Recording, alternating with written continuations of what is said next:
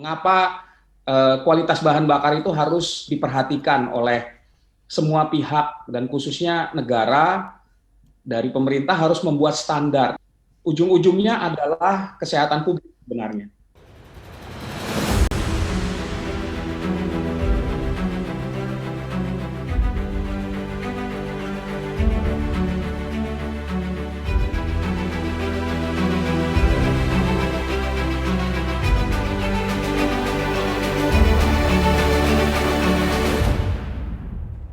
Kalau kita lihat di Indonesia hari ini sebenarnya, saya hitung-hitungan saya lebih dari 97%,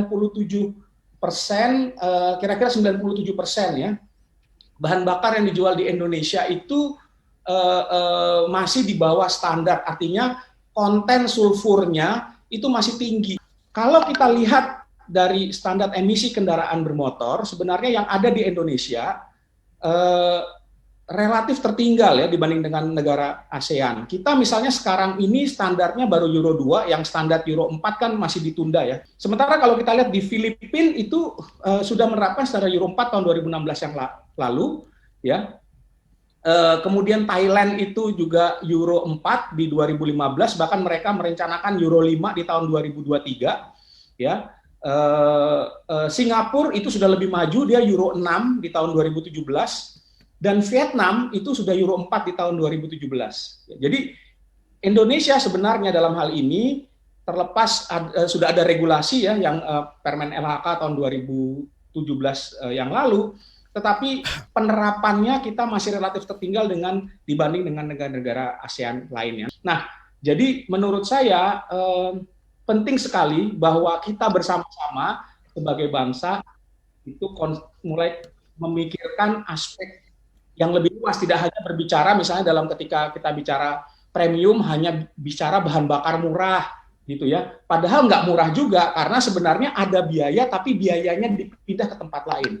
Biayanya apa? Itu diambil dari kantong kita sendiri, masyarakat yang membayar biaya kesehatan, beli obat ya, kita waktu yang hilang karena kita tidak bisa bekerja, dan juga biaya yang dibayar oleh pemerintah dalam bentuk subsidi bahan bakar, impor bahan bakar, ya, dan juga biaya yang diberikan untuk menanggung biaya kesehatan masyarakat. Kalau perbaikan kualitas udara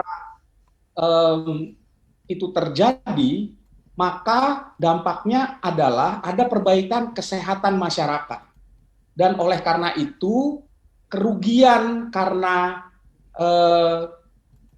kesehatan masyarakat yang menurun itu bisa ditekan gitu. Jadi biaya kesehatan itu bisa ditekan, biaya kita untuk berobat itu bisa ditekan. Karena apa? Karena tadi bahan bakar yang kotor itu menyebabkan penyakit ispa, jantung ya, dan berbagai penyakit lain gitu. Yang biayanya cukup besar. Kalau saya tidak salah, KLHK 2010 pernah menghitung kerugian dari memburuknya kualitas udara di Jakarta aja, biaya kesehatannya itu mencapai lebih dari 38 triliun setahun. Ya, ini cukup besar. Tapi tidak hanya itu, karena kemudian ketika perbaikan kualitas bahan bakar dilakukan, maka kita juga bisa menghemat bahan bakar sebenarnya. Ya, karena yang terjadi di mesin kendaraan adalah konsumsi bahan bakar menjadi lebih rendah, oleh karena itu pembakarannya secara total bisa lebih sedikit untuk jarak tempuh yang sama.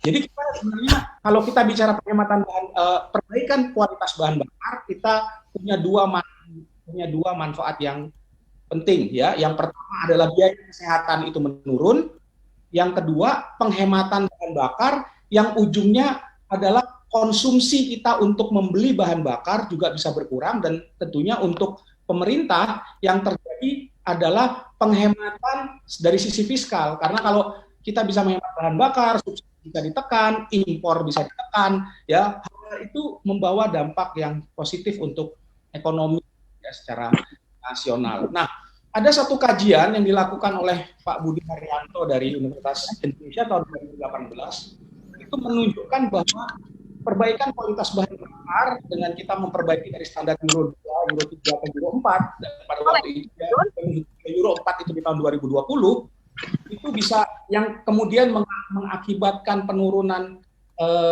sulfur di bawah 500 ppm, itu bisa menyebabkan penurunan biaya kesehatan dan produktivitas yang hilang senilai 39 triliun. Jadi itu dihitung sampai 2030, di net present value kan 38 triliun, dan nilai penghematan bahan bakarnya itu sebesar 71 triliun.